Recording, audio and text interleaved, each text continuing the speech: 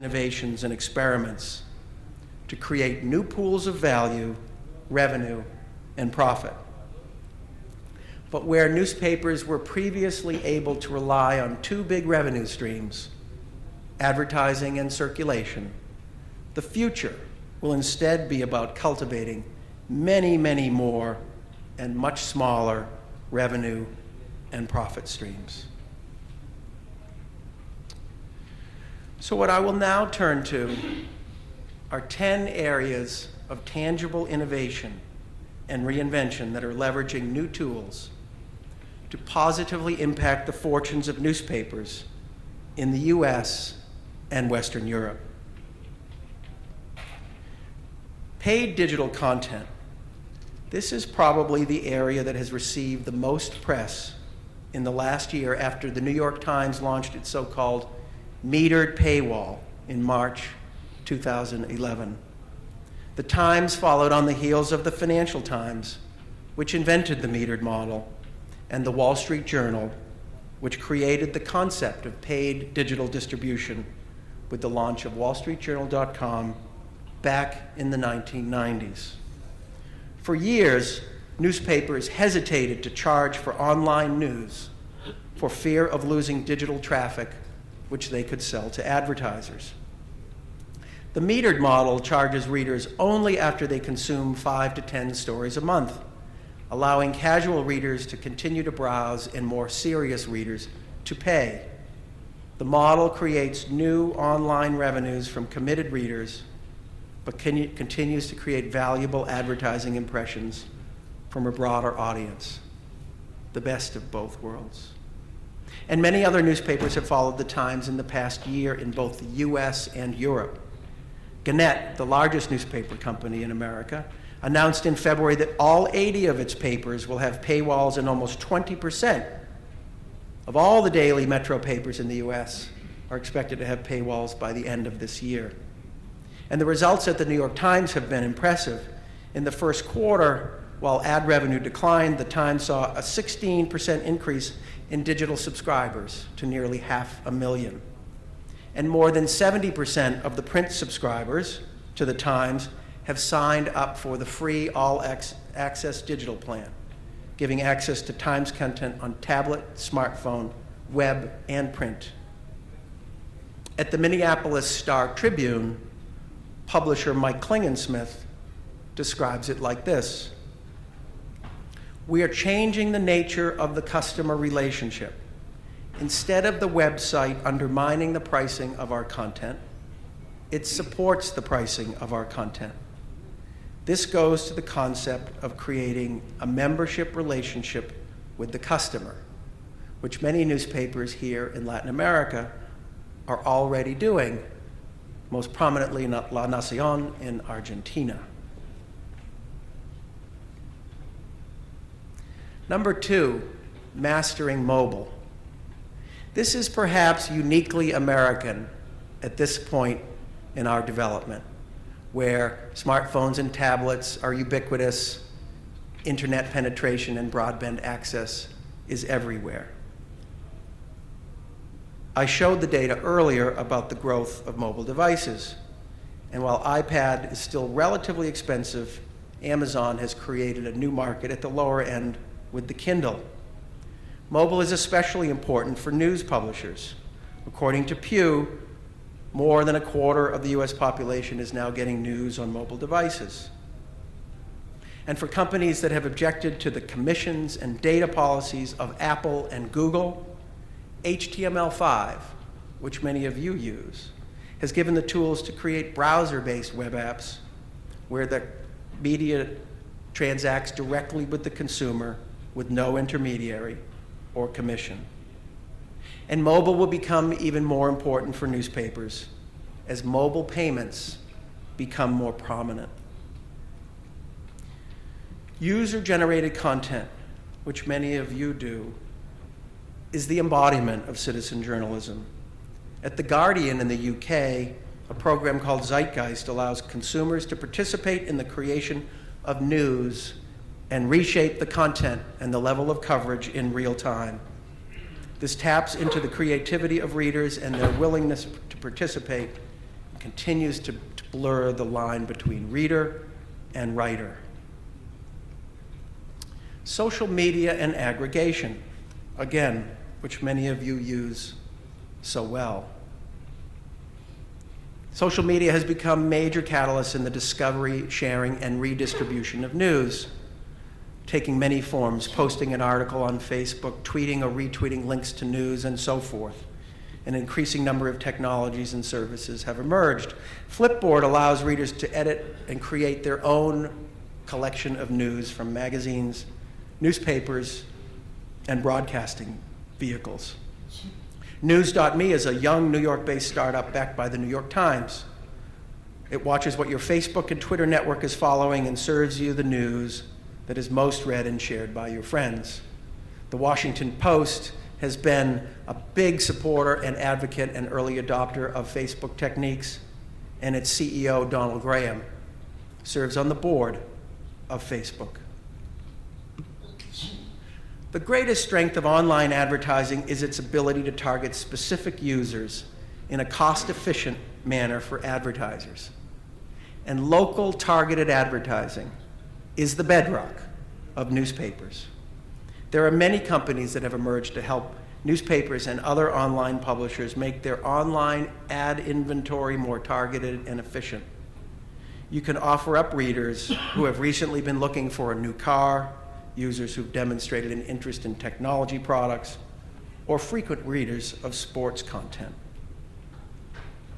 E-commerce.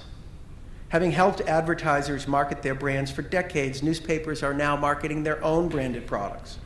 The Wall Street Journal has launched a wine club, an idea that was pioneered in Europe with some success. The New York Times sells many products. These remain small businesses, but I believe newspapers and especially magazines will get e-commerce right in the years ahead and begin to earn meaningful dollars in this fashion. And marketing services. A number of newspaper sales organizations, advertising sales organizations, have reorganized themselves as true marketing services agencies to advertisers and marketers.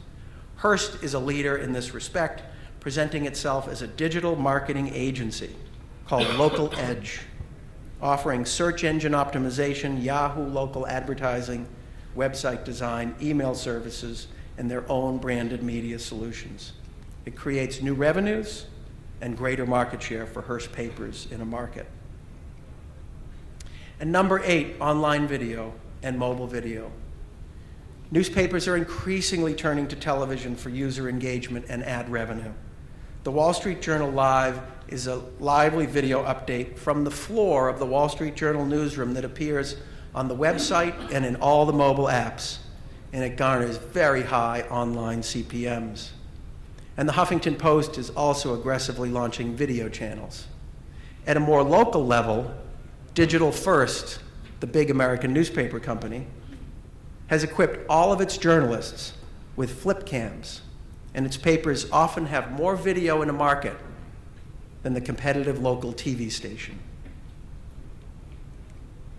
And then deals and digital coupons, once the exclusive domain of newspapers.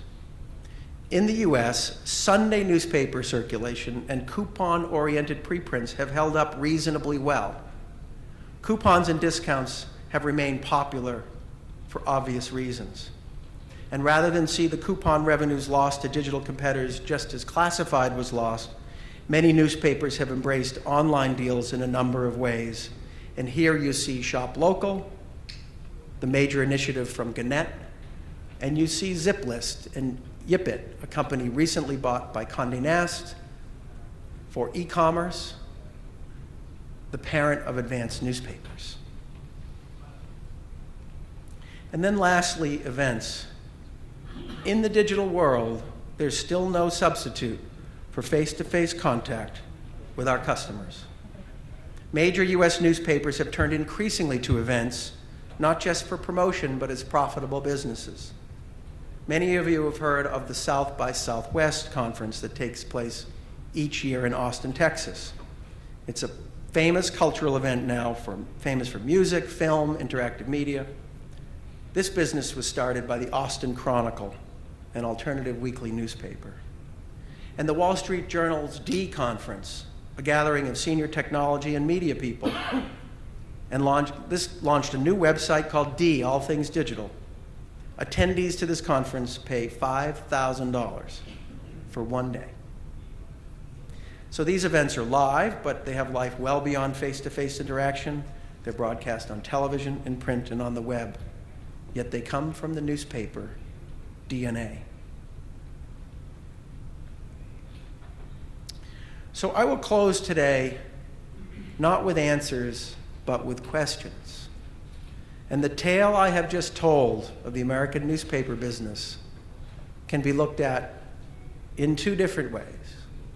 It can be looked at as a story of decline, or it can be looked at as a story of hope and rebirth. We choose the latter.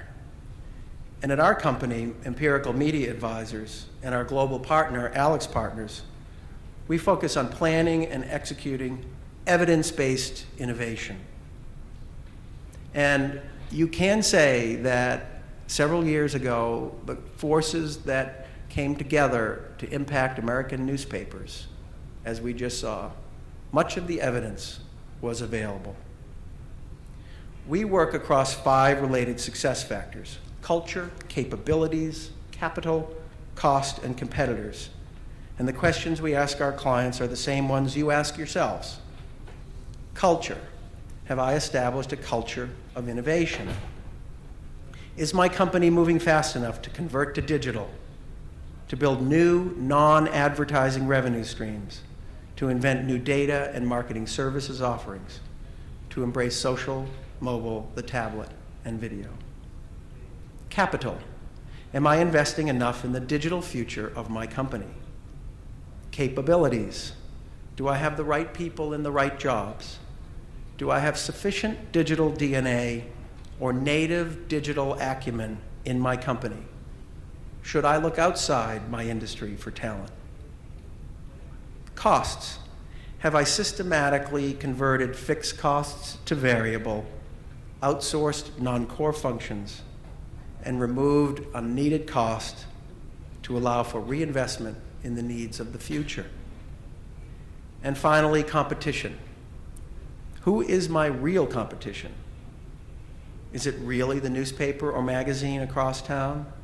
Or is it rather a broad array of marketing services, technology, and software providers?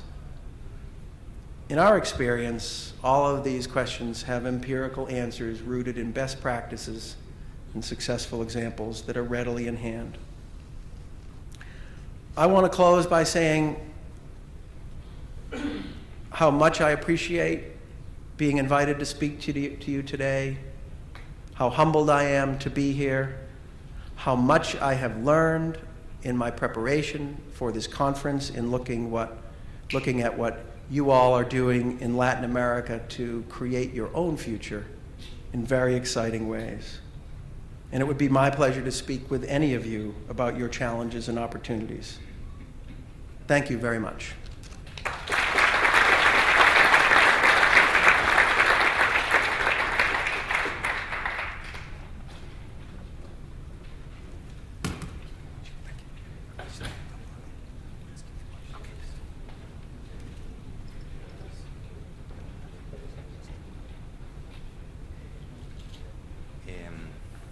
Bueno, muchas gracias, Jack. Thank you very much, Jack. Vamos a dedicar algunos minutos a preguntas. Por favor, les pido a los panelistas que ya han presentado que por favor suban. Carlos, José María, Jack. Bien, si es posible quizás prender un poco las luces.